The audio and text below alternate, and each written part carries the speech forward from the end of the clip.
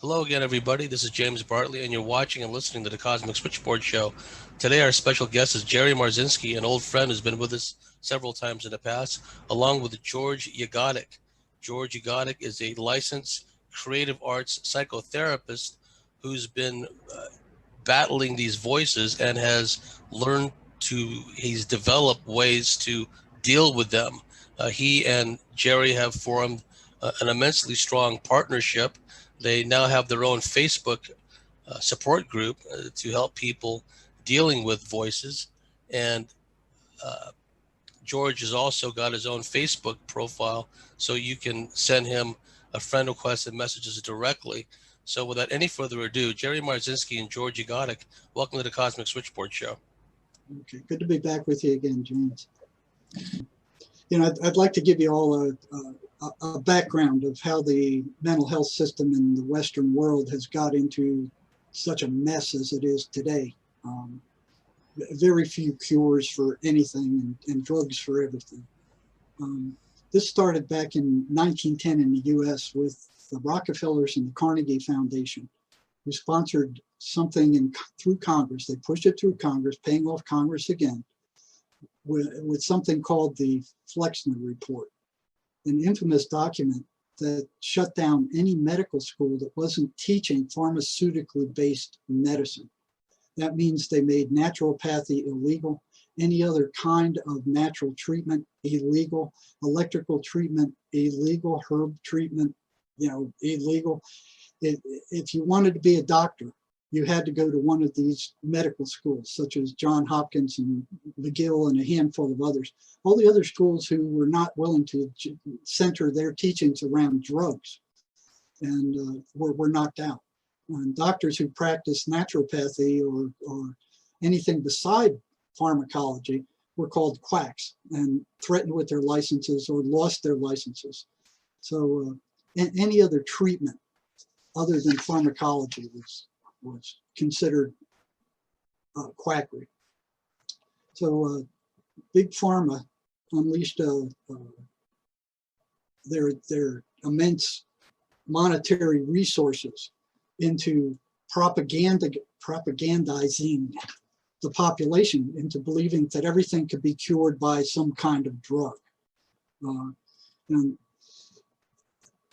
there became a big problem with this. I mean, it worked a lot with biological stuff like antibiotics, where there was an actual germ, or antiviruses, or where there was a physiological entity that could be seen and measured and worked with and poisoned with their drugs. When they got to mental health and mental disorders like schizophrenia, they couldn't find anything, so they made things up. Schizophrenia was caused by the mother. It was caused by genetics. It was caused by what you ate. It was caused by, they have this whole line of things over history that schizophrenia was supposed to be caused by. Now they're at the point where they're saying, and they have been for decades, that this is a chemical imbalance in the person's brain. And they're using some of the most dangerous, most destructive drugs in medicine to treat this. Now, they don't have a germ that they can point to. They don't have a biological entity. And the voices that schizophrenics hear, they say are hallucinations. Now, I think, the voices are what drives schizophrenia, and they totally ignore it. So they propagandized the population into believing this chemical imbalance theory, but they haven't found any chemical imbalance. Matter of fact, it's been disproven. And the whole reason for psychiatrics being is to dish out drugs that somehow correct some kind of chemical imbalance in depression and schizophrenia or whatever, but they haven't been able to find one. It doesn't exist. Matter of fact, research has come out showing that there is none. It doesn't exist. This is one of the biggest scams in human history, and they still push it. There is not a single test that they have that will diagnose schizophrenia or any of these mental illness. They don't have any lab tests. They don't have any EKGs, EEGs. They don't have any kind of test. So when I got to the big state hospital I worked in my earlier days, you know, I was brainwashed to believe in school, as everybody who goes through any kind of psychology, counseling, or psychiatry program, that this mental illness is due to some kind of chemical imbalance. But I saw that they weren't giving any kind of test to schizophrenics before they started pouring drugs down their throats. Oh, you're hearing voices? Here, take this drug. 15 minutes and they're out. You know, and that's the way I've seen most psychiatrists be during my entire career. They spend very little time. You hear voices, you're feeling nervous. Here, take this drug. Go out. Next one comes in. You know, which it's like, you know, oh no, you don't have to take any responsibility for your illness or how you feel. We got a drug for it. Here, you come rely on us. We'll help you. You know? So they use a shotgun approach, and they're still pushing it. If you look at their advertisements today, it's oh yeah, schizophrenia is thought to be a chemical imbalance, or research indicates that it's probably a chemical imbalance. They're still pushing it because they're making $4.7 billion a year with this lie. You know, as long as they can keep people thinking that they have these drugs or fixing some kind of imbalance that they have, and they don't have to take responsibility for their own psyche, they're going to keep pushing it. So part of their scam is this, their DSM, Directory of Mental Disorders. Ever since 1952, they've been increasing the number of these disorders. They started out with 106 in 1952, and they've made up a couple hundred more since then. So today there's over 297, and there's not a lab test or any kind of objective test to objectively measure any of them. They're just what the psychiatrists say.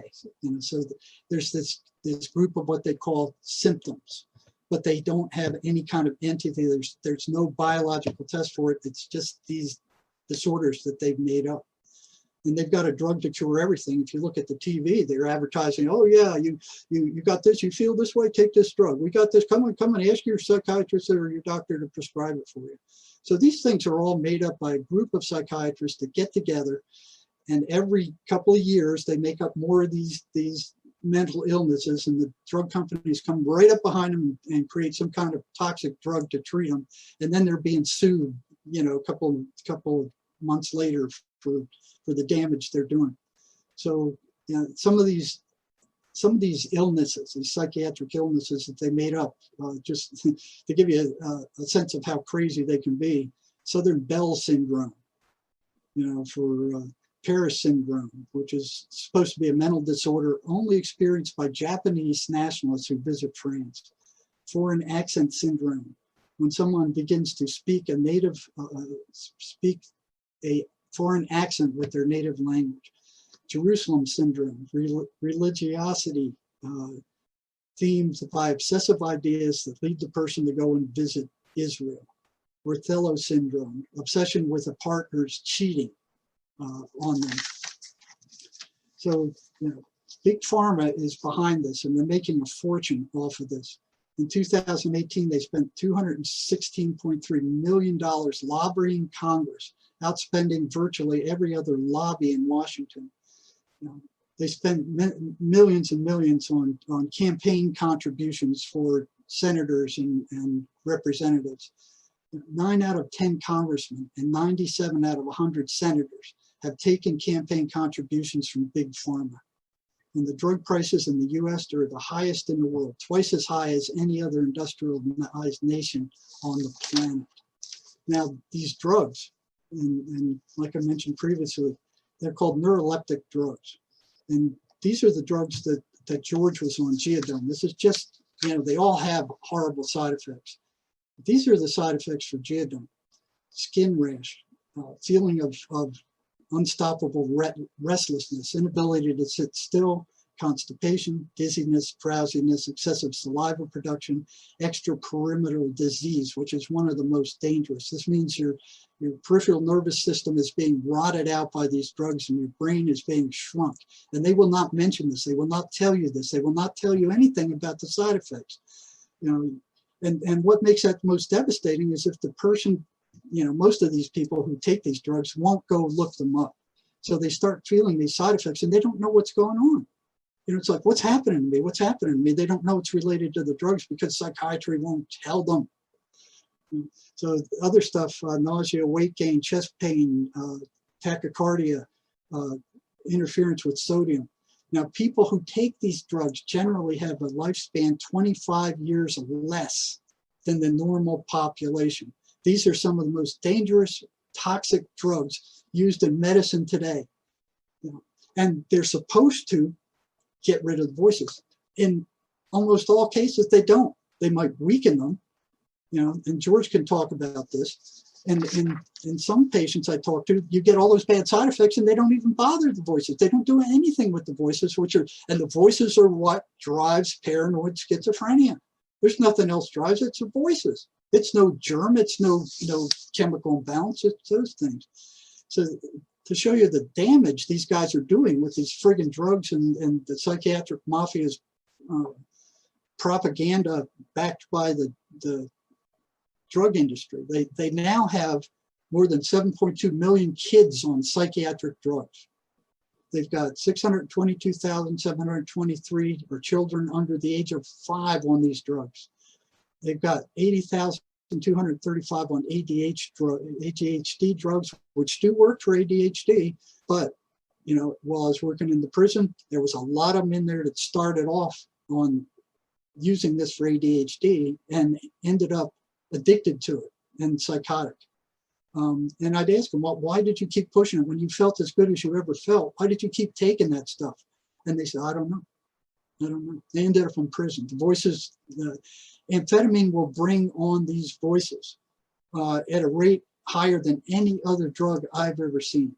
And they start out with, the person starts hearing voices. They think that's a hallucination. And then when they come down, the voices go away. Now that happens several times and may last over many months. And then one day they don't go away. And then they would be considered psychotic or schizophrenic. And it's exactly the same thing as if you had schizophrenia, only it's induced by these drugs. They've got the biggest number is 389,558 on anti-anxiety drugs. So basically what these people are doing is saying, oh, don't rely on your own resources to deal with your emotions. You're coming, you got bad emotions, you got bad feelings, come to us, we got a drug for it. Now, what's interesting is that the psychiatrists who are dishing these drugs out, they're the big pharma's drug dispensary. So, the psychiatric mafia is treating one of the schizophrenia, which is one of the top 10 world health problems, with these toxic drugs. And there's millions of people around the planet, 2.5 million in the US alone. Now, this was a few years ago before NIMH decided to reduce that number simply because they were getting a lot of flack for only spending less than $1 a patient on research.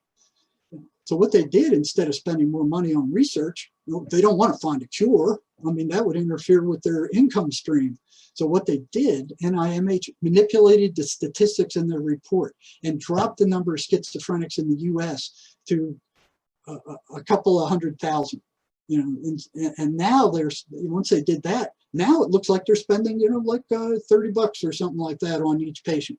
It's manipulated. They have no intent to find a cure, none. They're making a fortune poisoning these people, and they're freaking getting away with it. I don't know why they're not being sued for the physiological damage that they're doing to these people.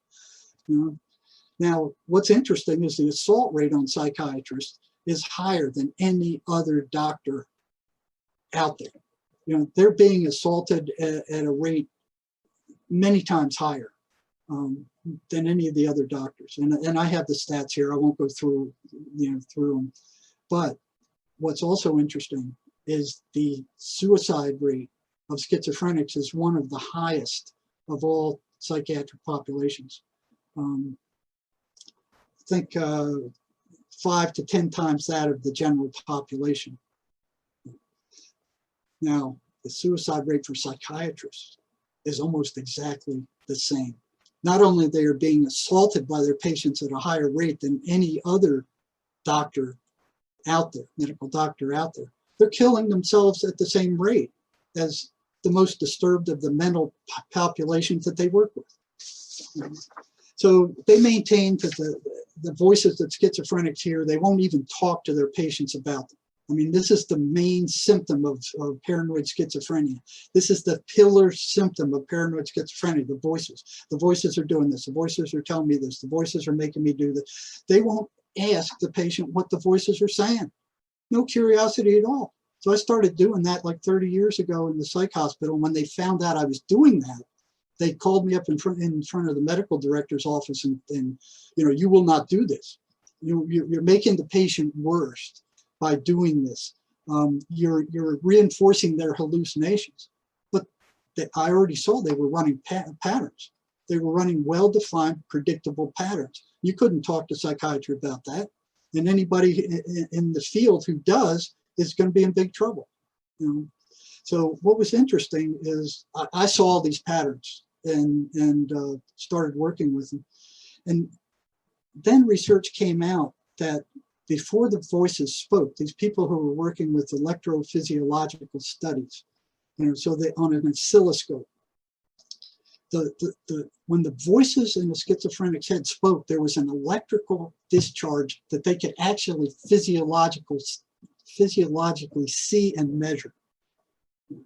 So if the voices are running repeatable, predictable patterns, they cannot be hallucinations. They're a phenomena that can be predicted.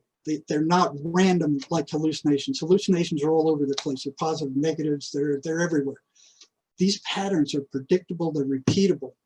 And you know, I'll let George start off with his experience with psychiatry and how he was treated by them, and then let him lead into these patterns. So basically he's willing to talk to people, and George is one of the bravest, most educated, most knowledgeable people I know who is experiencing the voices and is willing, has the guts to come out in public and talk about them. And there's no real benefit for him doing that other than to make people aware of the truth, that these things are not hallucinations, they're very real. They run predictable patterns. We know what they are. It's a totally different world that has its own rules, its own regulations, and its own laws. So let me turn it over to George now, who can give you firsthand experience. Now, everything George is telling you, I can verify by the hundreds and hundreds of patients I've worked with over the 30 years. All these patterns are consistent among all of them. George can bring them to life for you. So George, would you start off with basically what happened to you, how you came to get the voices, and how you were treated by psychiatry once you approached them for help? Sure, Yeah. Thank you, Jerry. Yeah, you know, the experience of hearing voices is profoundly life-changing, and it's interesting because it begs the question: it's what is this? Where is this coming from? Why is this happening? I think these are questions that go through all of our heads for people who do experience voices initially, and you have to contend with those questions. You have to contend with, you know, what is happening to me? Do I pay attention to it? What do I do with the meaning of what I'm hearing of these voices? And those are huge questions, because we're dealing with something that is unseen. I am hearing something that other people around me don't hear. What I'm hearing has meaning, and it affects my life, and it can change my life, and it has an impact. So it's profoundly significant. Now, how it's dealt with in psychiatry is profoundly insignificant, because the voices and what people hear and what meaning comes through is not being dealt with. What's being dealt with, as Jerry had said, is the drugs, the pharmaceuticals, and here, take this and they'll go away. Well, they don't. And I'm here to say that the voices are not hallucinations, that they are ego dystonic. And what that means is that they are separate from my sense of self. They are a separate entity. They are something from the outside. It is not something that is unconsciously manifested through subconscious and unconscious. This is something that is manifested outside of our own reality, of our own what's going on around us. And George, tell them how you came to that conclusion. Remember the password? Tell them that story, and I got one I can follow up, because both of us struggled with what are these things. I mean, I was thinking that they were some part of the patient's subconscious mind for years and years and years, until something happened that shocked me into realizing they weren't. And George had a similar experience with the this password thing. Go ahead and tell the password story, George. Sure. I think this was the most profoundly significant thing that made me really firmly believe that the voices are dystonic or outside my sense of self. I was beginning to hear, let me back it up and just give you a quick frame of reference. I was addicted to amphetamines and was using amphetamines for a couple years pretty intensively.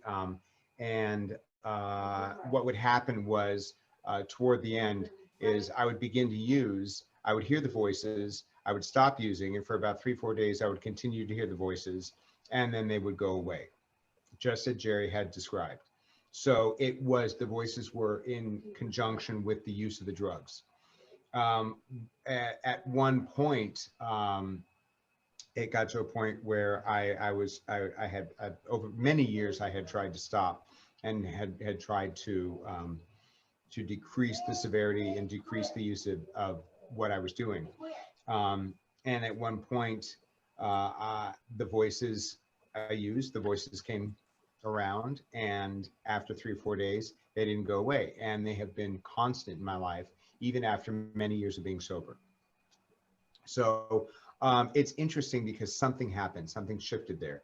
And I think that is significant to note, is that because of this substance, something changed, the voices have not gone away, and here I am. Now, my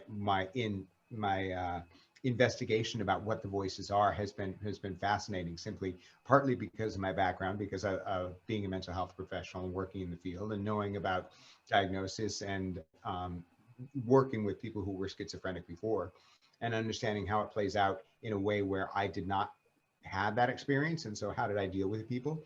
Now that I have this experience, it's very different. How I discovered, or how I came to the belief that they were outside of myself and not just something produced internally. When I began hearing the voices, I was hearing things that were not being heard by other people, and it begins to, the natural occurrence is that it kicks up paranoia. Well, what is that? There's something going on around me. I'm paranoid. Where's it coming from? And so paranoid schizophrenia is one of the most popular diagnoses out there. And it's simply because of the question, what is this? Where is it coming from? And who is watching me? You know, who knows what's going on in my head? Well, I began to hear these voices, and I would respond verbally to what I was hearing. And then after a period of time, after they continued, I would stop responding verbally and just think the response, and the voices would respond to me. So I was like, oh, okay, so this is internal. This is more than just, you know, maybe a electrical bug implanted in my apartment. This is something that is internal. I can think a thought, and the voices will respond appropriately to that. All right, so we're dealing with something that's pretty, you know, intensely internal. Well, I was paranoid. I was worried about, you know, how this came about, who was watching me, what was going on at the time. And there were things that on my computer that would coincide with what the voices were saying, which was odd for me at the time. Small things, you know, little things here and there. However, I thought to myself, as one might, oh, so maybe they have access to my computer. I'm going to change the password to the whole Wi-Fi system. I was living at a friend's house at the time, and I had another friend come over to change the Wi-Fi password. Now, I want to make it clear, I did not want to know what the password was, because if I knew, the voices would know what the password was. Okay, the logical thinking. All I want to do is have somebody come over, block the password, the Wi-Fi system, so that I could not get in, and then move forward and see what would happen afterwards. So I had a friend come over, and he was in one side of the house changing the password. I went to the other side of the house, did not want to hear, see, know anything about what was going on. As I was in the bathroom washing my hands, one of the voices in my mind said to the other voice in my mind, "He's changing the password to password." Now that's new information. That's information that not only did I not know, but it's information I did not want to know. Had no clue, but I knew that I had to verify what was going on to see if these entities, these voices, were some kind of internal manifestation or something that was outside. I immediately went to my friend and I asked him, I said, "Are you changing the password to password?" And he looked up at me and he said, "Yes, how did you know?" And I said, "The voices in my head just told me that's what you were doing." And he said, "That's exactly what I was doing." Now that was external information. And that to me was the foundational cornerstone of why I believe that these voices have an external source. Now, what is that source? And that's a bigger question. We can ponder all kinds of possibilities. And I have many, many belief systems that it could be this, it could be this, it could be this. And I think all of those are interesting to discuss. However, there is intention, there's motivation, there is thought behind what I hear, and there is a intention via the voices to gain some type of control over my life. And because it got to a point in my process where that control was not matching with how I wanted to live my life, it became combative, and it turned really, really challenging and really ugly at times, where the voices would be very, very, very negative and would go. I felt like I was under attack in many different ways because I would not kowtow or allow myself to be in control of these external entities who I have no idea who they are or what they are. And I had my own, to dovetail what George was saying, I had my own epiphany, I guess you would say, while I was working. I got into trouble for just merely asking patients at the state hospital when I was working what the voices were saying. Ended up on the red carpet in front of psychiatry and the medical director being ordered not to ask them these questions because it was making them worse and reinforcing their hallucinations. And I knew that wasn't true. But in the state hospital, it was like the attacks upon psychiatrists were very prevalent. So they didn't want anything that anybody did that upset these guys, they didn't want to have happen. And if one of them went off in your office, everybody goes, "Oh, hey, what'd you do to set him off?" You just didn't do anything to set them off. You had to kind of walk on pins and needles. And if you did something wrong. Where I really started learning about the voices and what they were and how they operated was when I went to work in the psych department of the state prison. There, you could ask them all the questions you wanted about the voices, and if they went off, it didn't even break the ambient noise level of that place. So I surrounded myself with a bunch of prisoners who were hearing voices that I felt I could trust, and I would work with them based, the deal was I would do everything I could to help them out, keep them out of trouble, but they had to tell me in real time what their voices were saying at the time I was talking to them. And it was very clear that it was the voices that were driving schizophrenia.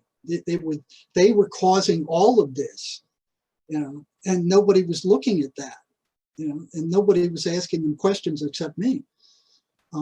So what I figured is, well, okay, if they're the driving force behind this disorder, then let's see what happens if we start interfering with them, breaking them up, tripping them up. So I started thinking of ways to do that. And then I would give the prisoners homework. And then next time I had them in, well, what happened? Did it work? How much did it work? Did it work at all? Until finally we had a number of ways to disrupt these voices. And the prison, not just one, but several of them would come back into my office the next point and say, the voices are really getting pissed off with you. They don't like what you're doing. They don't want me coming here. They're telling me not to come. They're telling me to assault you. It was clear that the voices didn't like it. Now, I learned back at the very start that to find out what they really are, you got to throw something at them that they don't like. It's like hitting them back. And then you find out the depths of their depravity. It's only then. You can't make friends with them because they'll eat you up. So I had prisoners come in and say, I remember one comes in after he left, he stopped at the door and he said, "You know what you're doing is dangerous, don't you?" And I looked at him and I'm like perplexed. I never thought about it. I'm thinking, well, they're in their heads. They can't get me. They can't come into my head. I mean, they're stuck in their head, And I felt I was relatively safe, but little did I know what I know now. I mean, so I kept getting these reports that, yeah, the voices don't like you. They don't want me coming here.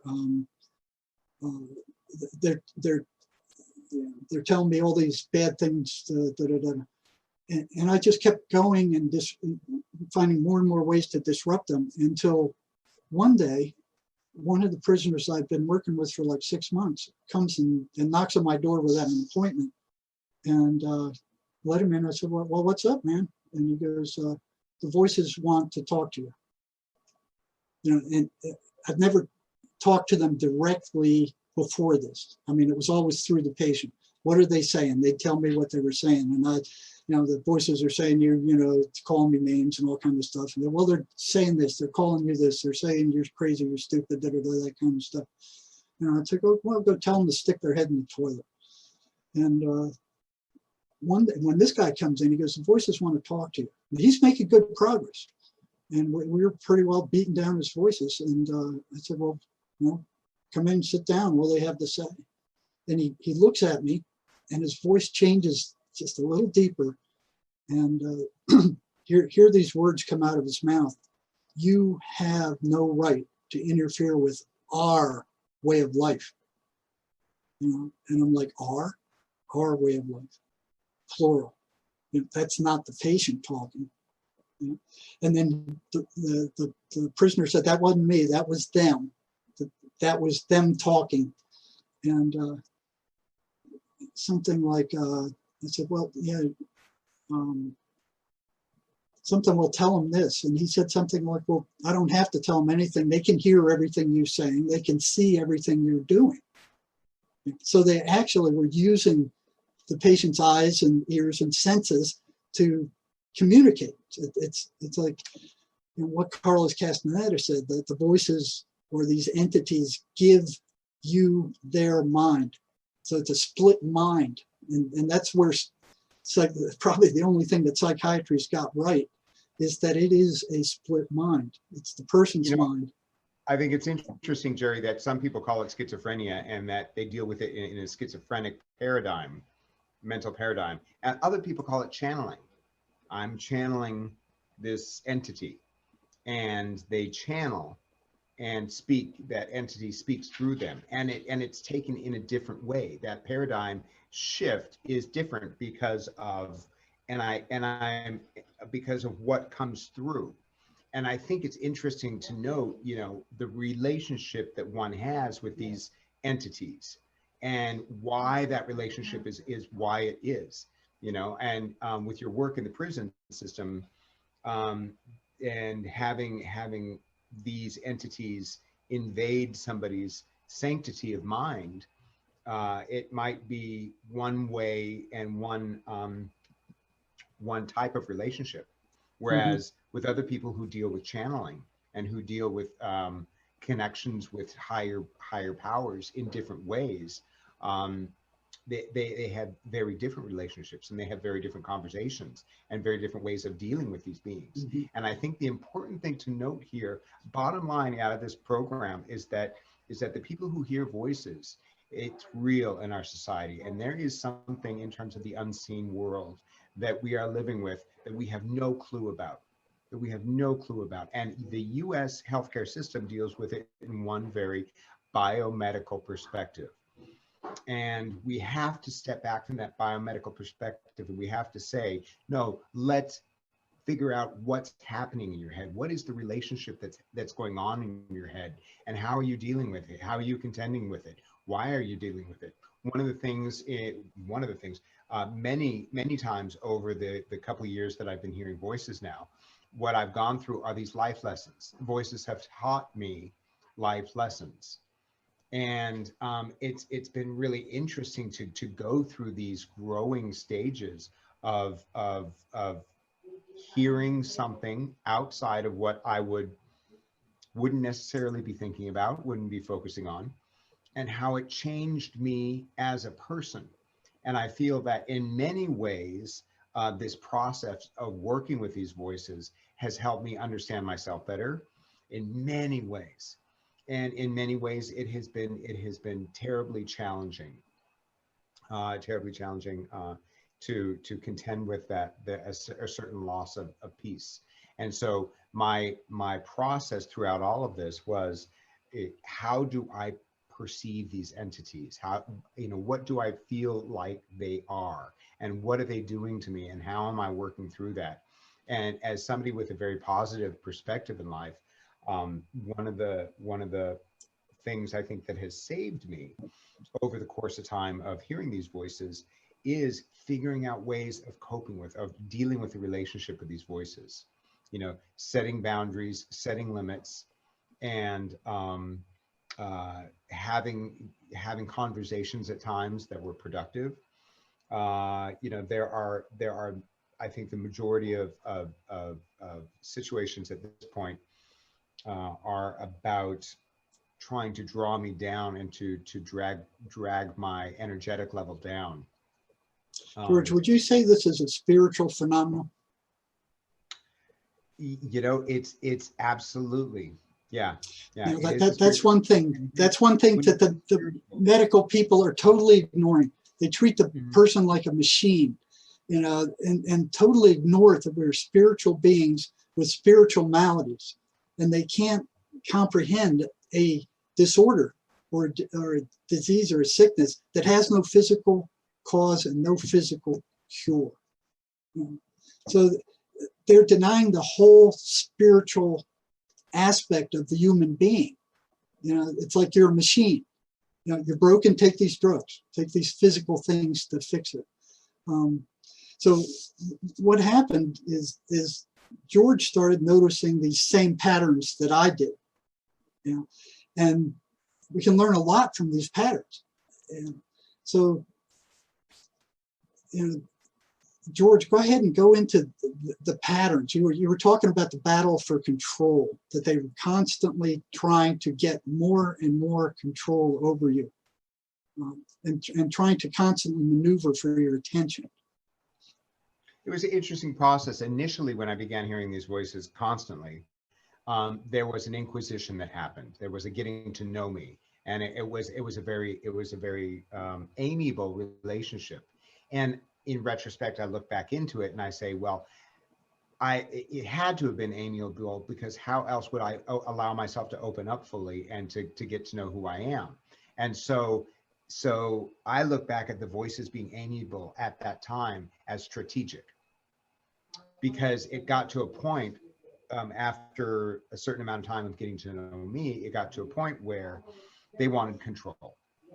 And they would set dictates. You have to do this, you have to do this, you have to do this. And I would say, no, that's not what I want to do. They wanted me to be vegan. And I was like, I tried it for a little while, and I'm like, no, that's not who I am. And they say, you have to be vegan as a dictate. And when they put the dictate down, I immediately went, okay, this is not right. This is not good. Why would something that was loving and of God and of a kind of a higher power put a dictate down like you have to be vegan? And when I would go against it, they would attack me in various different ways. And I said, this is not right, and it's not loving. And so I ended up going against it, and there was conflict, and there was ways of dealing with this negativity. But the intention was to, after the initial kind of amiable period of relationship, it became one of control. And this is common.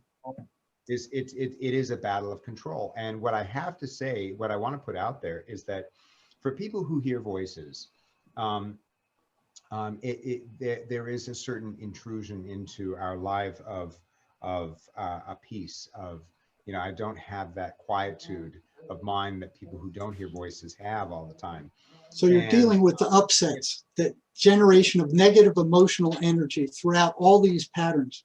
Every single pattern is aimed at the generation of negative emotional energy, which then gets sucked off. There are ways that the voices can pull at you and can drain you emotionally if you don't go with what they're saying. And I think that's that thin line around your relationship with the voices and how do you contend with it. But as soon as it turns negative, these patterns play out, and these patterns of manipulation of how they try to drag you down into negativity and really eat away at who you are as a person. And the one thing I want to get across, James and Jerry, that I think is one of the most important things is that these voices build up an internal belief system. They build it up in you, and you have to understand that you don't need to believe what the voices say, because it could be completely, it could be a lie. And also, you don't have to listen to the voices. What I've learned to do is I learned to overtalk the voices so that the meaning at which they want to project into my reality is not heard, because I'm overtalking them.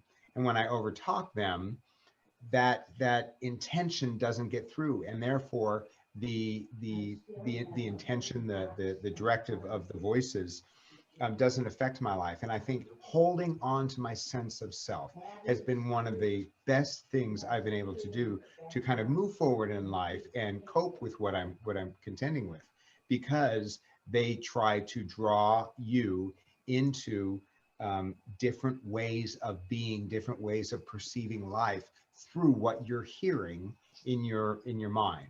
And so they will bend your perception. They'll warp your perception. It can be extremely detrimental, and they do it using very specific patterns, and that's the patterns that Jerry and I. So yeah, and moving through these patterns, I mean, we've gone almost an hour now. We only hit the first one. So the second one is voices are consistently negative, derogatory, insulting, abusive, and destructive. They can fake to be positive and helpful, but invariably turn on their victim once they gain the victim's trust. That happens in most cases. Now, I do know of 2 cases where the person is hearing a positive voice and it doesn't do any of these. You know, but in most cases, they'll get your trust. They'll reel you in. Once you trust them, they say, oh, hey, we got supernatural powers. We know these things. We can help you here. And they kind of get your trust, and then they slowly turn on you. Did you experience that, George? Oh, absolutely. As I said before, in the beginning of the relationship was amiable, and then it got to a point where things would turn. And that's consistent with my experience. It was like, if you buy into what you're hearing and what you're experiencing, which is what the voices want, you begin to become under their control, because they are dictating what your reality is around you. They'll say, oh, don't listen to that person. They don't like you. Listen to that person. They're influencing you. And they're constantly driving to. But if you buy into what they are saying, their influence, that influence has power over you, and you can't do that. And so you have to take what the voices say with a grain of salt, hold on to yourself, and hold on to the external reality of what is going on with that around you in a non-judgmental kind of open way. And they constantly fish for your attention, right? They go after your attention in any way they can grab it. Right. Is that not so? It's an internal experience. And if I'm not listening to the voices, or if I'm blocking them out, they work harder to drag my attention away from this reality and into my head. So what psychiatry tells these guys, almost every single one of them, is just ignore the voices. It's not that easy. You can't ignore the voices. You cannot ignore the voices. There's constantly something there. It's like having a TV on in the background. I can turn my awareness to it and listen to it whenever I want. But if I'm in this reality, sitting in this chair, having this interview right now, that's the priority. As soon as I move my awareness to that TV in my mind, or those voices in my mind, it takes me out of this reality. And I think you can't do that. You've got to be able to not just balance it, but understand where the priorities are and understand how to deal with this reality first before contending with this belief system that is being concocted by voices in your mind. Well, it's being concocted, but it's being concocted consistently. I mean, this is another world that exists, that everybody has these symptoms. They have these thoughts, but not to the extent that a schizophrenic would. So what we're talking about is a normal curve here, with the schizophrenic being on at the very end, but it's all one population. These things hit all of us all the time to different degrees, and they're negative, they're derogatory, they're constant. The game plan, like George said, is they're after control, and they're after the generation of a negative emotional state, which they then drain off of you. Which, Jerry, and just to underscore your point, you know, if it's not just the schizophrenic that experiences these voices, it's everybody. If there is something external out there that is having some influence on you, because I hear the voices, it has connection or potential contact with anybody. And so how does it affect you? Maybe other people actually hear voices that are outside or ego dystonic, outside of their sense of self, but they think that they're their own thoughts. Oh, yes. That's something I thought. And glad you brought that up.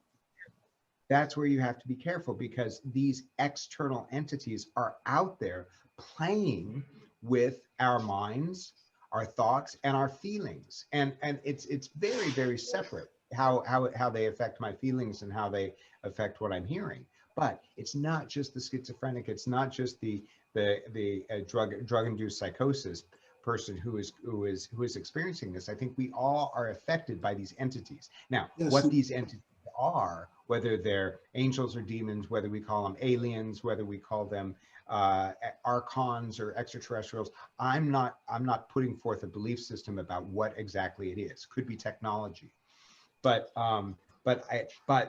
what is true in my experience is that these beings have intention, they have patterns, and much of what they try to do when you begin to go against what they say is to draw you down in very, very negative ways by pulling you out of this reality and pulling you into this internal world that they want to concoct or make up in very, very not good perspectives, so that you begin to generate negative energies of shame, of guilt, of oh, I'm worthless, I'm bad.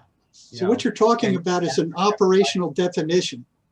You know, an operational definition of what you don't have to call them demons or anything. This is what they do. This is how they operate, and the way they operate is not good. It's destructive. It's poisonous. Right. It's draining. It's dysfunctional. So you don't have to struggle with, you know, a name that you can. This is how they operate. This is what they do. This is what they are. I've got a question. What they do is what they are. I've got a question for George.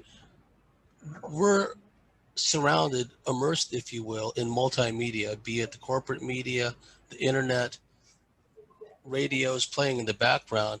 Are there times when it seems that it could go one way or the other, but some of the memes prevalent in society by all this multimedia seem to reinforce some of the messages of the voices, if you will? Or, for example, does the potential exist if you take a certain demographic of society and let's say that there's an overarching agenda to manipulate certain demographics in certain directions, be it to be climate change activists, be it to be political activists, whatever the case may be? Is it possible for the multimedia, if you will, to reinforce what the voices are saying, and connected with that, can the voices subtly, or whatever the case may be, encourage people to mistrust this politician, to mistrust this person on an individual, interpersonal relationship level, mistrust this, or conversely, endorse some kind of movement, some kind of political movement? Now, what are your thoughts on that? That's an interesting question. And I think what's important to note is that, many people use the term matrix about the world we live in. And you have to think about that as a metaphor, because each one of us, our realities are created. They're created by what we see, by what we hear, by what we see on TV, by what we hear in our friends, from our friends around us and the people in our lives. Our realities, our worldview, our perspective on how we get through life is created. That's that matrix quality. And that's what we're talking about. Now, if you have voices that are coming in, and remember, each and every person's experience of voices is individualistic, okay? My experience is going to be different than the next person. However, there are, as Jerry and I had said, there are certain patterns that show up in terms of and how the voices work. But the belief systems and the belief structures that one creates are individualistic. And so if, let's say, the voices had the intention of wanting me to move away from this home in which I'm living in, which is one of the things that my voices told me. They wanted me to move out of the home I'm living in, which again goes against my intention. Then they begin to do or say things against where I'm living. Oh, it's a bad place. Oh, you shouldn't do this. Oh, we're going to make it harder for you to live here. Oh, we're going to do this, that, and the other, right? And so that intention comes through in different ways and can influence my decision to either live here or not. Now, if everybody hears voices and we don't know what exactly or who they are, this is not just one person talking into a microphone for everybody on the planet. We're talking about, well, what kind of spiritual entity could do this? And I think that question is interesting, because what bigger picture games are going on? How are we all being influenced in different ways via TV? And if the voices are out there, and they are influencing, I think, not just individuals, but groups of people, populations of people, entire nations. Entire nations via things like the media or politics or so on and so forth. So we're not just talking about something that is my own personal inner experience and that is going to pull me away from reality, but has a potential huge way of influencing the masses in ways that are even greater in terms of where does that influence take us? And I think that those are interesting conversations, not necessarily what we want to get into at this point.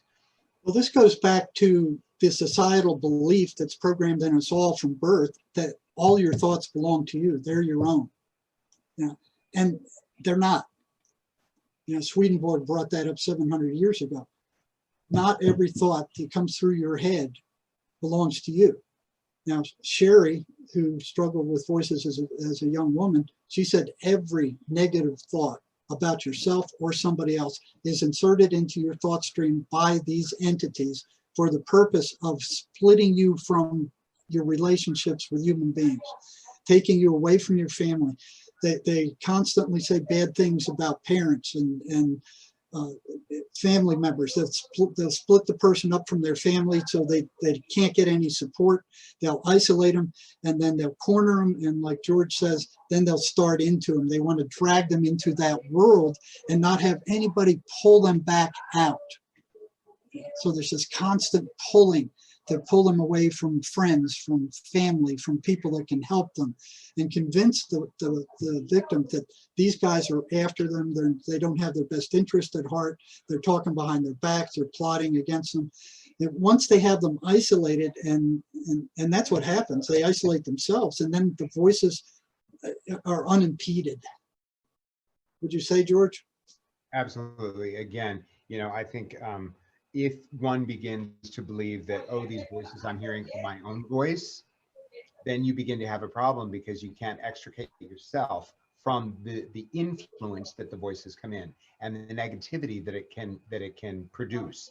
And you had a struggle. You had a struggle to at one point to figure, and they all do. We all do. What is your thoughts thoughts and what are theirs. Okay, since they're all appearing in your head, could you talk about the struggle you had to identify which thoughts belong to you and which thoughts belong to them, since they all appear as thoughts within your own mind, and that's the voices are inserted? Great question. And there, we have to clarify the difference between a thought and a voice, because I actually hear in my mind something that sounds like a voice. It doesn't sound like it's coming outside, that it's happening in the room.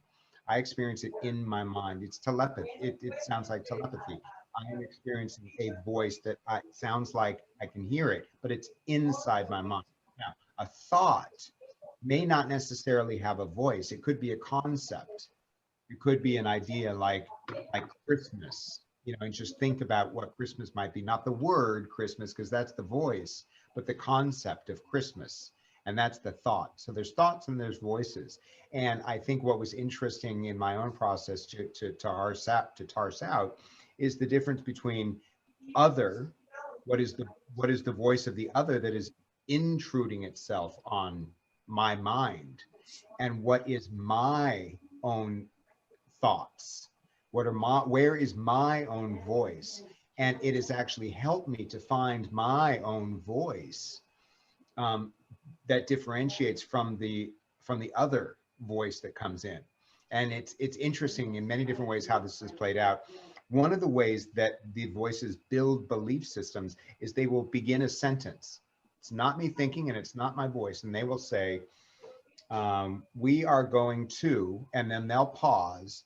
And then my own mind, or my own conceptual mind belief system, will finish the sentence. Mess with your day is what I might think of. Okay, so the voices say, we are going to, and then wherever my headspace is at, I will finish it with my voice, mess with your day. And then all of a sudden it becomes a sentence, a coherent whole piece of idea. And it made it sound like your thought. It made it sound like it was my thought all along. Because you added onto it. Right. So what I learned to do is they would begin the sentence, we are going to, and I would pause my thoughts. And I would stop and I would clear my mind. And I would realize that was them. That was them. And I would not think anything. And I would just clear my mind. And then I would say something. I would turn around, have a beautiful day. I would turn it around and I would hear and I would listen to the voice in my head that was my voice. And so I began to differentiate between what is my voice and what is other. And I think that process of learning has been really important because of how the influence is so Machiavellian on all of us, on how what do we know of ourselves and what do we know of as something that is influencing us outside of ourselves. You know, and it's an interesting thought. Yeah, so they kind of remind me of lions or tigers hiding in the jungle. You know, so here's all these hundreds of thoughts that come through your head in a day, and all of a sudden this negative one pops up out of nowhere. So, you know, and it's usually these things are inserting negative thoughts that generate negative emotion, and all of us experience it. You know, we've all experienced this. Some you're walking down the sidewalk and some awful thought just barges into your head that is so shocking that you would never act on. You don't want to even think about it. You're embarrassed that you even thought that thought, and it upsets you. You know, where did that thought come from? It didn't belong in your thought stream. You know, right. It's nothing you would ever normally think. As an example, one day I was in my apartment cooking, and I went to take my dog for a walk, and I get to the corner, and immediately I had this thought, you need to go kill yourself. And it was so bizarre. It was so bizarre, out of nowhere. And I thought, what was that about? Now, the interesting thing here, Jerry, one of the medications I was on at the time, the side effects are suicidal thoughts. So there you go. Here's a psychiatrist giving people meds, and that's common too. That's common. Right. My mind went to, well, the medication did this. This is interesting. But what if some of these thoughts that are coming in our head that are messing with, you know, our ability to figure out how head medications, how psychiatric medications actually work, are induced by these entities. And I like the word entity because it's broad, because it could be one thing or another. But these entities are real, and these entities are out there influencing us and influencing us in ways in which we can, influencing our thoughts, influencing our feelings, and influencing how we go about our lives in a variety of ways that we are unaware of. And usually in a negative manner. So, the voices consistently work toward the creation of a prolonged negative emotional state in their victim, including anger, paranoia, guilt, anxiety, guilt, shame, and they drive their victim to generate virtually every negative emotional thing they can experience. And what I've seen is they have complete access to the victim's mind. They can go in there and they can pull up negative things that the person has done that they forgot 20 years ago and bring it up and rub it in their face and say, you did this, you're rotten, you're no good, until they generate that negative emotional state, and then they drain it. Can you speak to that, George? Well, George, hold that thought, because we've reached the end of the first segment, and it's been fascinating discussion. We're just, getting into it. Jerry, can you give our listeners your contact information and how they could find you? Well, I guess the biggest one is our website at jerrymarzinski.com. So we got videos there. We've got a book Sherry and I wrote about these things in the book section there. I got it back here. So, George read this, and he said the part where Van Dusen and Manuel Swedenborg are speaking about the voices. And what was your reaction when you read that section, George? It never made it more clear in terms of how these different types of motion of voices played out inside me. Van Dusen really speaks well about how these things work. And I think your book is well written for people who are interested in it and who want to learn more about how these entities can influence us. Should definitely read your book and definitely understand that it's a really huge issue that is not talked about enough. And George, people can contact you on Facebook, George Yagotic, and you both have a Facebook support group for people dealing with these issues. And I should stress, George is a retired licensed creative arts psychotherapist. So we've had a fascinating discussion with Jerry Marzinski and George Yagotic, and we're just getting started. You've been watching and listening to the Cosmic Switchboard Show. If you like what we do, if you believe in what we do, please go to thecosmicswitchboard.com, sign up and become a member, and we'll see you at the top of the next segment.